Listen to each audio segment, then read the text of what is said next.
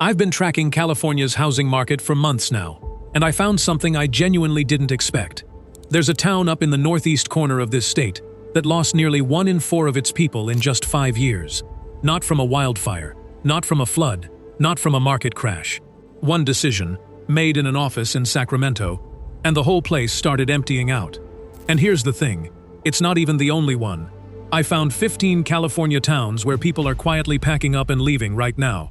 And the reasons are going to make you look at your own zip code differently. If you want the real numbers behind where this state is actually headed, not the headlines, the receipts, do me a favor and hit subscribe. This one touches your wallet whether you're watching or not. Number 15. Lancaster. Up in the high desert of the Antelope Valley, about 70 miles north of Los Angeles, the pandemic dream is quietly unwinding. Lancaster's median home price has slipped to around $470,000, down roughly 2% year over year, which doesn't sound like much until you talk to the people who bought here in 2022. This place filled up fast during the remote work boom. Folks fleeing LA prices came looking for space, a yard, a garage. Now the offices called everyone back. Mortgage rates are sitting north of 6.5%. And that 70-mile commute over the mountains stopped making sense. Here's the picture on the ground. Brand new subdivisions built for the boom, and you'll see the original for sale signs with a price-reduced rider stapled underneath. Local agents are reporting fewer and fewer homes actually making it into escrow. Honestly, this is the mildest one on the list, and I almost didn't include it. But Lancaster's the canary. When the desert commuter towns start softening, it tells you the whole outer ring is losing air. And the further out you go, the worse it gets. Which brings me to a town built on the exact same dream, just deeper into the sand. Number 14. Victorville. Victorville and the wider high desert boomed for the same reason Lancaster did. And now it's cooling for the same reason too, just harder. Prices here have softened year over year, and homes are sitting on the market closer to 7 weeks before they sell. That's a real change from the frenzy of a couple years back, when anything with 4 walls got 5 offers in a weekend. The buyers who moved out to Victorville, Hesperia, Apple Valley, they came for cheap square footage, a lot of house for the money. What they didn't price in was the I-15 grind, that soul-crushing crawl back toward the job every single morning. Once the commute came back, the math fell apart. And now some of these families are trying to sell for less than they owe, just to get out. Picture endless stucco tracks running right up against the Joshua trees, and off the freeway exits, strip malls with more empty units than full ones. Here's my take. The high desert isn't crashing. Not yet. It's still well above where prices were pre-pandemic. But the easy equity is gone, and if you bought at the top, you're stuck holding it. Now, the next one flips the whole script. Because it's not about prices falling. It's about prices going up on people who came here to escape.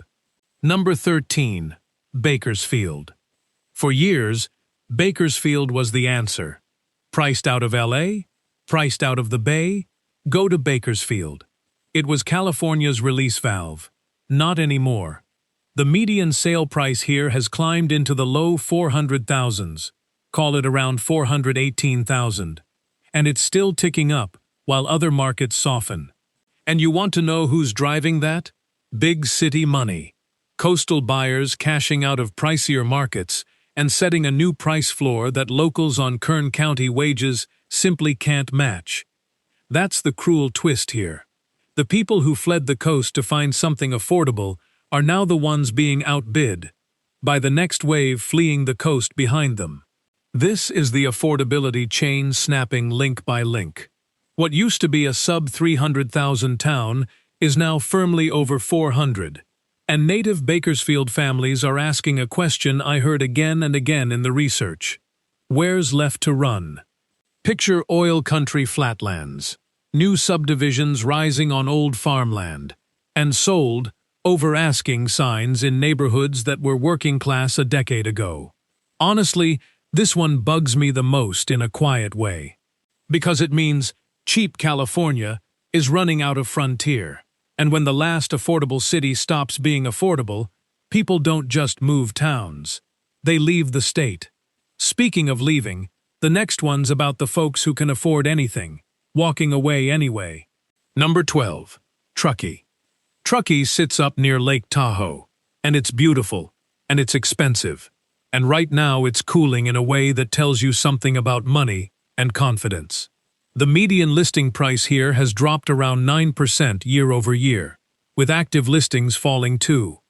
Now, the median's still hovering around $1 million, so let's be clear about who's actually affected. This isn't working families getting squeezed out. Truckee priced out its everyday locals years ago. The service workers who keep the town running mostly can't live in it. What's happening now is that the second home buyers, the discretionary money, the people who bought a mountain cabin as an investment, they're pulling back. Rising rates on non-primary homes, wildfire insurance getting ugly, and a sense that the easy appreciation is done.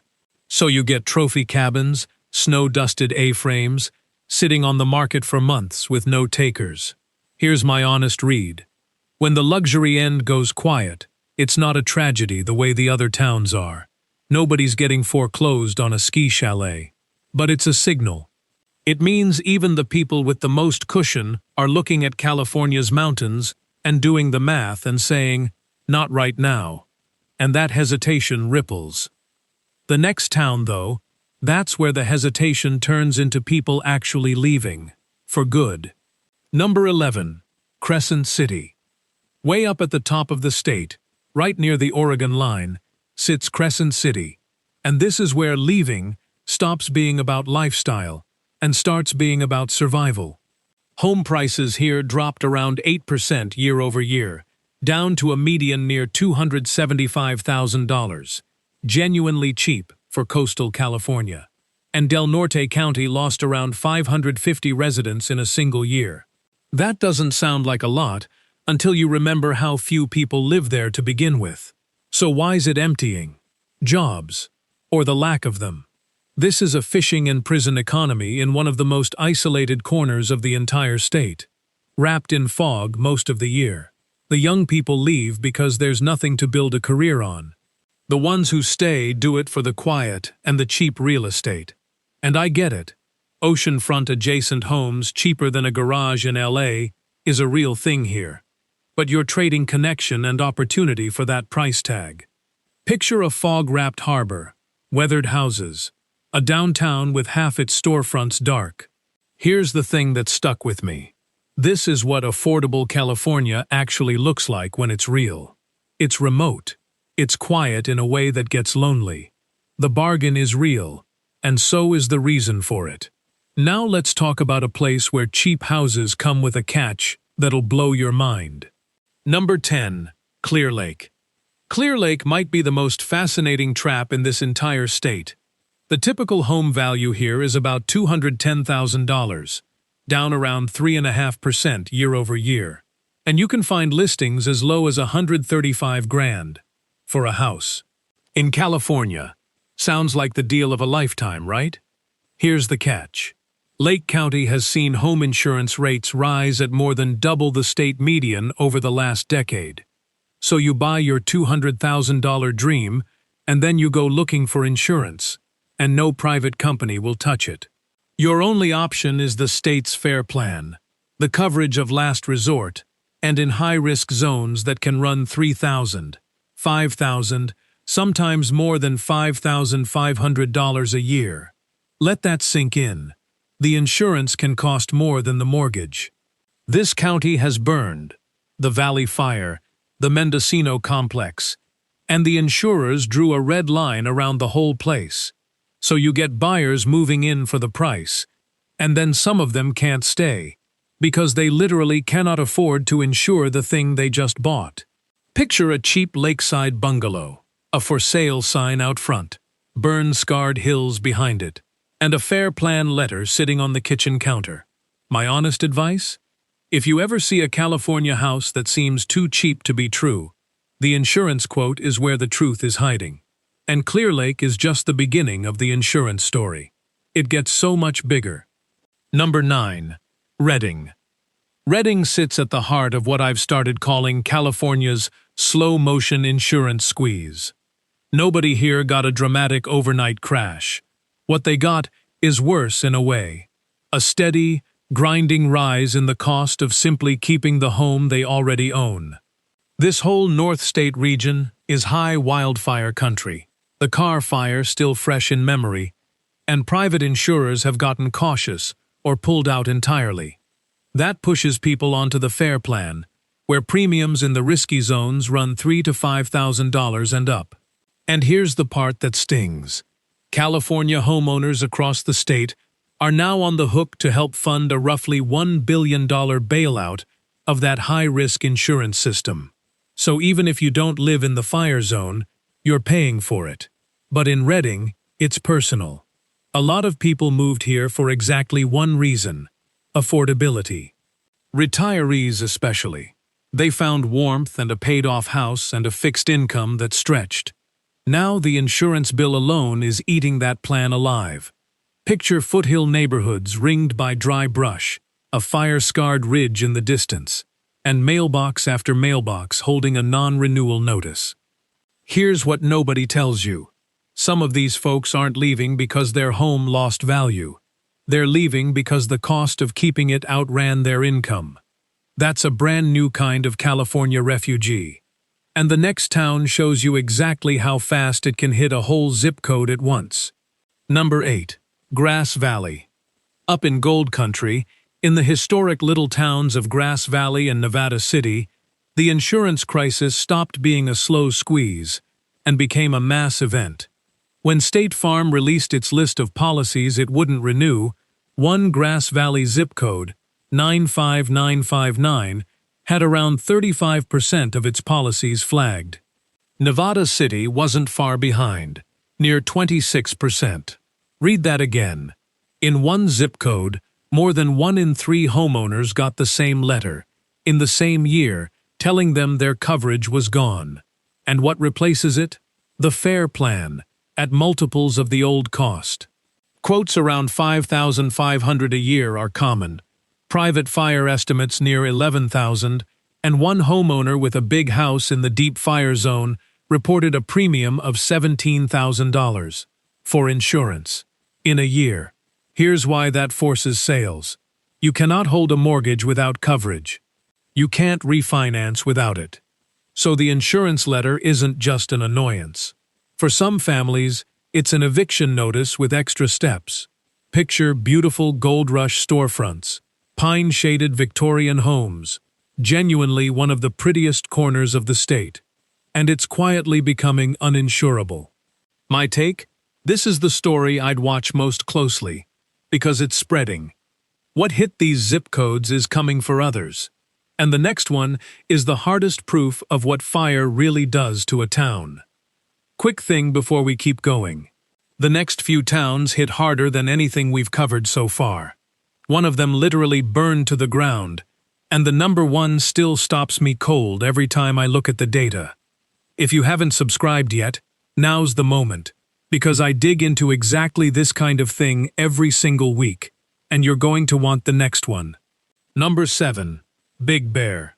Down in Southern California's mountains, Big Bear, Lake Arrowhead, Idlewild, Crestline. The story rhymes with Gold Country, but with a twist that hits property values directly. Homeowners up here are posting insurance renewals that tripled in a single year. Tripled. And when private insurers walk, the FAIR plan is the only door left. Now here's the part that connects insurance to your actual home value, and I want you to really get this. Local analysts figured that just an extra $150 a month in insurance can wipe out $60,000 to $100,000 of what a buyer's able to pay on a $400,000 home. Why? Because buyers qualify on the total monthly payment. Every dollar that goes to insurance is a dollar that can't go to the mortgage. So the insurance cost doesn't just annoy people, it drags the price of the whole house down. These are cabin towns, weekend getaway towns, places that live or die on affordability for the buyer pool. When insurance triples, the buyers vanish. And the owners who can't get covered, they can't even sell. Picture a pine-ringed A-frame by the lake, a "for sale" sign that's been up too long, and a renewal letter with a number that tripled. Honestly, if it were my money, I'd read the insurance quote before I ever fell in love with the view. Because the next town is what happens when the fire actually comes. Number 6.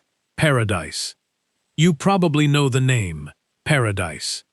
In 2018, the Camp Fire tore through this ridge town, killed 85 people, and destroyed around 90% of it. 14,000 homes, gone.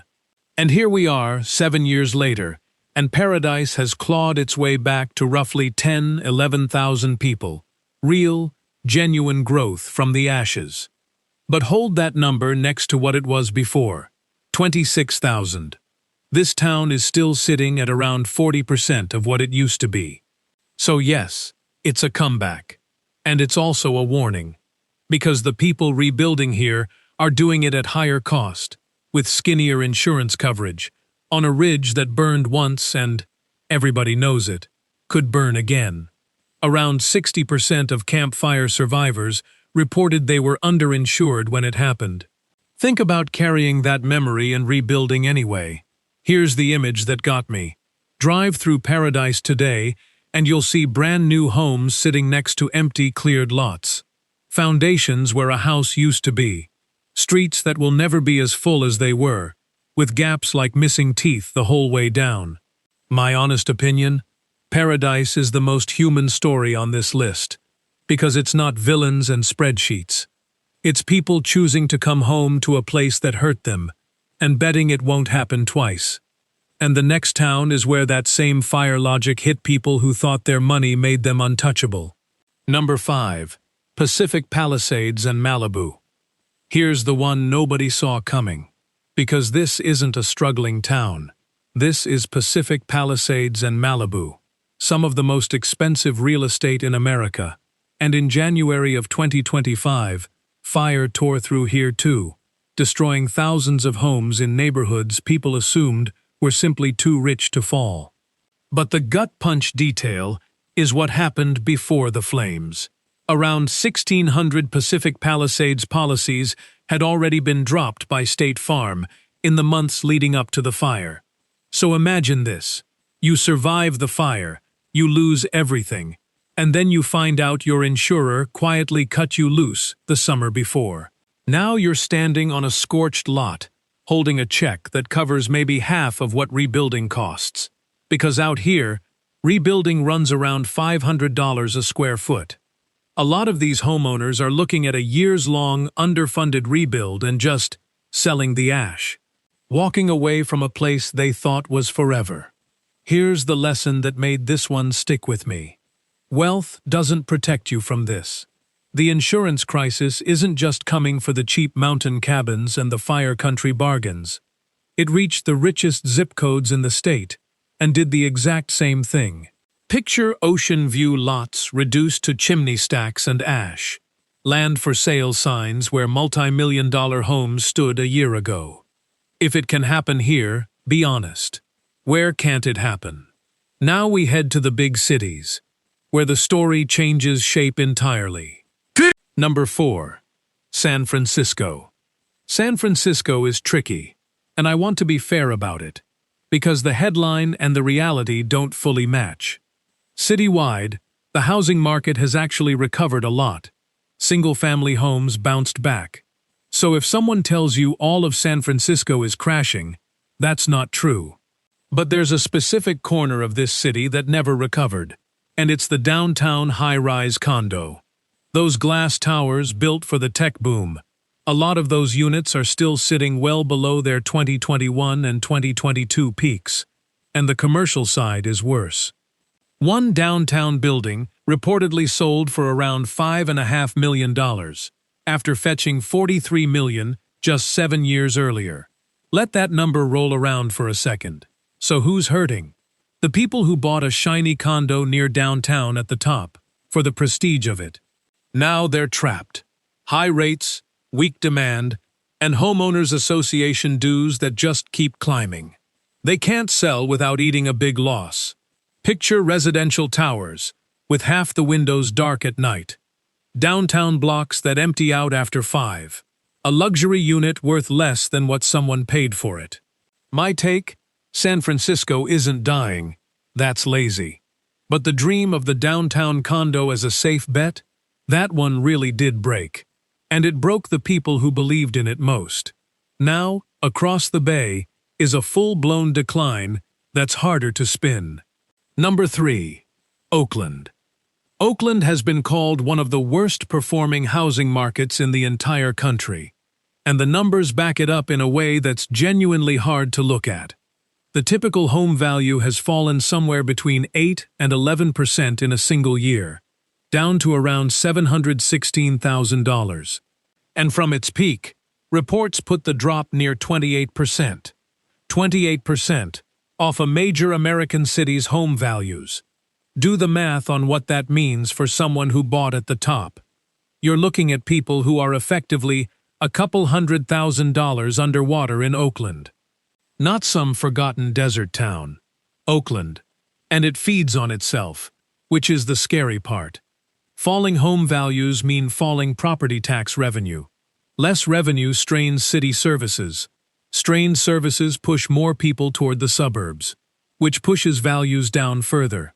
That's a spiral, not a dip.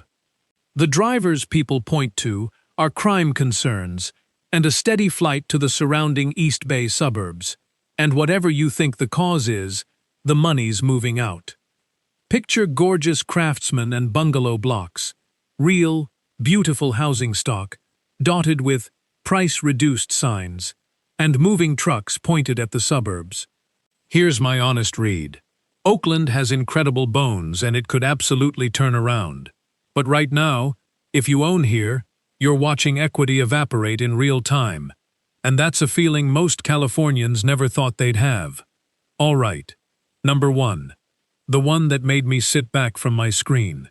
Number 2. Sacramento. Sacramento was supposed to be California's safe bet. During the pandemic, buyers flooded in from the Bay Area, bidding prices to record highs, and turning the state capital into one of America's fastest-growing housing markets. But that boom didn't last. Today, Sacramento's housing market has cooled dramatically. Home prices have slipped from their peak, listings have climbed, and price cuts have become increasingly common. Houses that once attracted multiple offers in a single weekend are now sitting on the market for weeks, or even months. The biggest reason? Affordability. Higher mortgage rates have priced out many buyers, while the wave of Bay Area transplants that fueled the boom has slowed considerably. With more inventory and fewer eager buyers, sellers have been forced to adjust to a very different market. Drive through Sacramento today, and you'll still find beautiful neighborhoods, tree-lined streets, and family homes that people would have fought over just a few years ago. But now you'll also see price-reduced signs becoming a familiar sight. Here's the surprising part. Sacramento still has strong long-term fundamentals, government jobs, steady population growth, and a lower cost of living than much of coastal California. But even those advantages haven't been enough to shield homeowners from a cooling market. For anyone who bought at the peak, watching their home's value slide has been a tough reality check. All right, now it's time for number 1. The California city that shocked me more than any other. Number 1. Susanville. I saved this one for last, because it's the clearest, cleanest, most undeniable story of a California town emptying out that I have ever come across. Susanville. Up in Lassen County, in the northeast high desert, a place most Californians couldn't find on a map. In 2020, its population was around 16,700. By 2025, it had fallen to under 13,000. That's a loss of nearly 1 in 4 people, roughly 23%, in about 5 years. Now, every other town on this list, you can point to a market force. Prices, rates, insurance. Fire. Messy, complicated, spread across years. But Susanville is different, and this is why it stopped me. This wasn't the market. This was a decision. Susanville was, for all practical purposes, a company town. And the company was the state prison system. The California Correctional Center anchored this place. When you hear that the prison supported up to a quarter of the city's workforce, and then you see the city lost about a quarter of its people, you don't need a chart to connect those dots. As California's prison population fell, down about 27% since 2019, the state started closing facilities. And when the correctional center wound down, the paychecks that filled Susanville's restaurants, its stores, its mortgages, its school enrollment, those paychecks got up and left. Families followed the prison jobs to wherever the jobs went next. And the ones who stayed watched their town's entire economic engine simply switch off. Here's the detail that I can't shake. With almost every dying town in America, you can't name the day it started. It's slow. It's 1,000 small departures. But in Susanville, you can point to the decision. You can name the cause. Picture a high desert main street with darkened storefronts and for lease signs in the windows. And on the edge of town, the fenced silhouette of a prison sitting empty and quiet. That silence is the sound of an economy that got turned off from 400 miles away. And here's my final thought on it, honestly. Susanville isn't a story about crime or fire or interest rates. It's a story about how fragile a town can be when its whole existence rests on one thing, and how fast people leave when that one thing is gone. That's the real lesson threading through this entire list. Whether it's a prison, an insurance market, or a commute that stopped making sense, when the reason people came disappears, the people disappear right behind it. So that's the 15. And I know some of that was heavy, so let me leave you with the honest version. California isn't collapsing, but it is changing, town by town, faster than the headlines admit. And now you can see the pattern the rest of them are missing. So let me ask you straight, is your town on this list, or the one you were about to buy in? Tell me in the comments. I genuinely read them, and the on-the-ground reports from you all are better than any spreadsheet. Do me one real favor, and send this to the one person you know who's about to buy, sell, or move out here, before they sign anything they can't undo. And if you want me to keep pulling these numbers apart every single week, subscribe and stick around, because this map is still redrawing itself, and I'd rather you saw it coming than felt it hit.